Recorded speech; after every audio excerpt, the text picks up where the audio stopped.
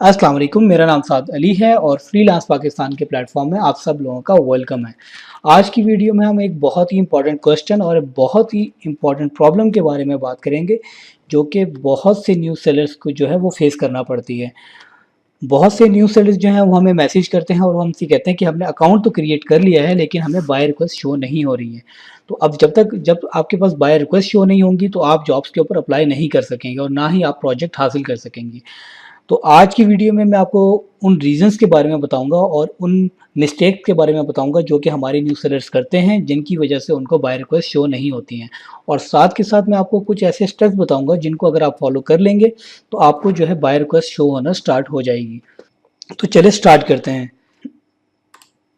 सबसे पहले मैं आपको एक चीज़ ये क्लियर करता चलूँ कि फाइवर का जो एल्गोरिथम है वो ऐसा है कि जब आप न्यू सेलर होते हैं तो वो आपको इतनी ज़्यादा बाय रिक्वेस्ट शो नहीं करता है, लेकिन फिर भी कुछ गलतियां हमारे न्यूज़ सेलर ऐसी कर देते हैं जिसकी वजह से उनको बिल्कुल भी बाय रिक्वेस्ट शो नहीं होती। अब जब मैंने स्टार्ट किया था तो मुझे भी सेम यही प्रॉब्लम था कि मुझे जो है बाय रिक्वेस्ट शो नहीं होती थी। मुझे बार-बार जो है वो पेज को रीलोड करना पड़ता था और थोड़ी-थोड़ी देर के बाद मुझे उसको वापस जाके चेक करना पड़ता था। तो सबसे पहले मैं आपको बताता हूँ कि बाय रिक्वेस्ट का कॉन्सेप्ट क्या है, कि बाय रिक्वेस्ट आपको किस तरीके से शो होती है।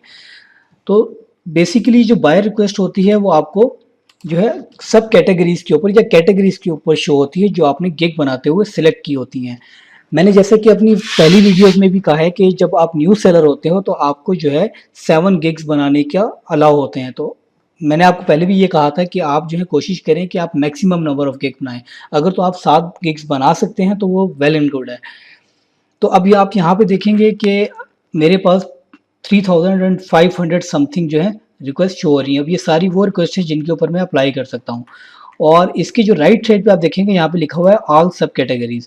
अब ऑल सब कैटेगरीज के अंदर मेरे पास 4 कैटेगरीज आ रही हैं। वेब एंड मोबाइल डिज़ाइन है, वर्डप्रेस है, वेबसाइट बिल्डर एंड सीएमएस है और ई कॉमर्स है।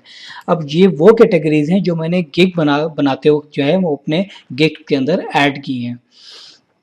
तो बेसिकली इसमें ये होता यूँ है कि जब क्लाइंट जो है वो कोई जॉब पोस्ट करता है या कोई प्रोजेक्ट पोस्ट करता है तो उसको जो है जॉब पोस्ट करने के साथ साथ अपनी कैटेगरी सिलेक्ट करनी पड़ती है कि उसकी जो जॉब है या वो जो प्रोजेक्ट है किस कैटेगरी से रिलेटेड है। तो और फाइवर वाले जो हैं, फाइवर का एल्गोरिथम जो है वो उन कैटेगरीज की बेस के ऊपर आपको जो है बाय रिक्वेस्ट शो करता है।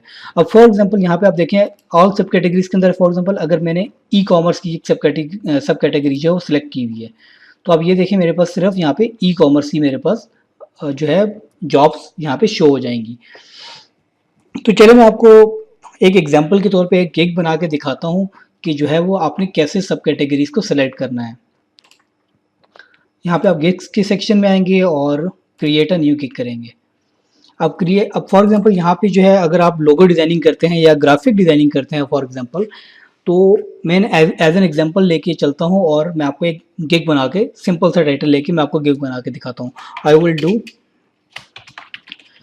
Graphic design work. ये मैंने एक जनरल सी कैटेगरी ली है, तो जनरल सा टाइटल लिया है, ठीक है, ताकि मकसद ये है कि सिर्फ ताकि आपको समझ आ जाए। अब यहाँ पे नीचे जो है आप जो है आपको पास मेन कैटेगरी होगी ग्राफिक एंड डिज़ाइन की, ज़ाहिर बात है आपने यही सेलेक्ट करनी होगी। और उसके बाद जो है सब कैटेगरी होगी। अब सब कैटेगरी के अंदर देखें आप यहाँ पे डिफरेंट चीज़ें हैं। अब जो एक ग्राफिक डिज़ाइनर होता है उसको एक मल्टीपल चीज़ें बनानी आती होती हैं।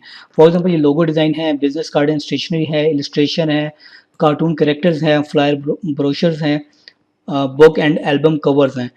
अब एक ग्राफिक डिज़ाइनर जो होता है वो इसमें से मल्टीपल काम कर सकता है। तो यहाँ पे आपको समझाने की बात यह है कि जब आपने गिग बनाना है, फॉर एग्जांपल एक गिग आपने लोगो डिज़ाइनिंग का बनाया है, तो आपने उसके अंदर लोगो डिज़ाइनिंग के ये वाली सब कैटेगरी सिलेक्ट करनी है, ठीक है। और उसके नीचे आप देखेंगे इधर आपको मल्टीपल जो है वो आपको दे देगा डिफरेंट टाइप्स ऑफ लोगो, कि 3D लोगो है या वर्सटाइल लोगो है, मुख्तलिफ किस्म के इसने आपको नीचे और सब कैटेगरीज दे दी है, स्टाइल दे दिए उसके। अब उसके बाद जब आपने अगला गिग बनाना है, फॉर एग्जांपल आप अगला गिग बनाते हैं बिजनेस एंड कार्ड स्टेशनरी के से रिलेटेड, तो आपने उसके अंदर जो है ये सेकंड नंबर वाली कैटेगरी सिलेक्ट करनी है, ठीक है। और इसी तरह अगर आप इलस्ट्रेशन करते हैं तो आपने इलस्ट्रेशन वाली कैटेगरी सिलेक्ट करनी है। इसमें यूँ होगा कि जितनी ज़्यादा आप कैटेगरी सिलेक्ट करेंगे उतने ज़्यादा आपके पास चांसेस हैं आपके पास ज़्यादा बाय रिक्वेस्ट हों। अब यानी कि इसमें यूँ होगा कि फॉर एग्जांपल अब क्लाइंट जो है, कोई भी क्लाइंट है अगर वो इन तीनों में से कोई भी कैटेगरी सिलेक्ट करता है तो उसकी जॉब जो है वो आपके पास आ जाती है। वो आपके पास बाय रिक्वेस्ट के अंदर जो है वो शो होना स्टार्ट हो जाएगी। और इसके अंदर एक और इसके अंदर ट्रिक ये होती है कि फॉर एग्जांपल कुछ क्लाइंट ऐसे होते हैं कि जब वो प्रोजेक्ट या जॉब पोस्ट कर रहे होते हैं, तो वो उनको इतना ज़्यादा इन्फॉर्मेशन या इतना ज़्यादा नॉलेज नहीं होता कि उन्होंने कौन सी कैटेगरी सिलेक्ट करनी है। तो आप सबसे एंड पे देखेंगे यहाँ पे एक अदर्स की कैटेगरी है। तो आपने जो है यहाँ पे एक गिग जो है वो अदर्स की कैटेगरी के साथ भी बनाना है। तो उसमें ये होगा आपके पास और ज़्यादा चांसेस हो जाएँगे कि आपको बाय रिक्वेस्ट जो है ज़्यादा से ज़्यादा शो हो। तो इसी तरह जो है अगर तो अभी मैंने आपको ग्राफिक डिज़ाइन की एग्जांपल दी है, अगर तो आप यहाँ पे जो है राइटिंग एंड ट्रांसलेशन का ले लेते हैं तो इसके अंदर उसकी मुख्तलिफ सब कैटेगरीज़ हैं कि कवर लेटर्स आप लिख सकते हैं, प्रोडक्ट डिस्क्रिप्शंस लिख सकते हैं, वेबसाइट कंटेंट लिख सकते हैं। अब मुख्तलिफ किस्म के इसके अंदर जो है वो कैटेगरीज़ आ गई हैं। तो अब आपने इसमें भी अगर आप राइटिंग की सर्विस प्रोवाइड करते हैं तो आपने इसी तरह जो है इसके अंदर जो है डिफरेंट गिग्स के अंदर डिफरेंट अपनी राइटिंग से रिलेटेड को सब कैटेगरीज़ को सिलेक्ट करना है। तो आई होप आप लोगों को ये समझ आ गया होगा कि ये जॉब बाय रिक्वेस्ट का जो होता है ये क्या कॉन्सेप्ट है और ये किस तरीके से जो है आपके पास शो होती हैं।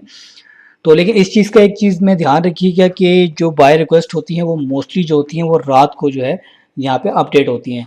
तो अगर तो आपका न्यू सेलर है तो न्यू सेलर में है कि आपको थोड़ा-सा जो है हार्ड वर्क करना पड़ेगा और रातों को थोड़ा-सा जागना पड़ेगा। ऑलमोस्ट रात 11 से लेके रात 3 बजे के करीब जो है वो बहुत ज़्यादा जो है बाय रिक्वेस्ट आपको शो होंगी। तो आप जो है वो थोड़ी-थोड़ी देर के बाद उसको जो है पेज को रीलोड करके जो है वो आप उसको चेक कर सकते हैं। लेकिन जैसे ही आप न्यू सेलर जो हो उसके बैच से लेवल 1 के सेलर के ऊपर जाएँगे तो आपके पास ये इश्यू ख़त्म हो जाएगा। फिर आपके पास कंटिन्यूअस जो है वो आपको बाय रिक्वेस्ट शो होना स्टार्ट हो जाएँगी जैसे कि अभी मुझे हो रही है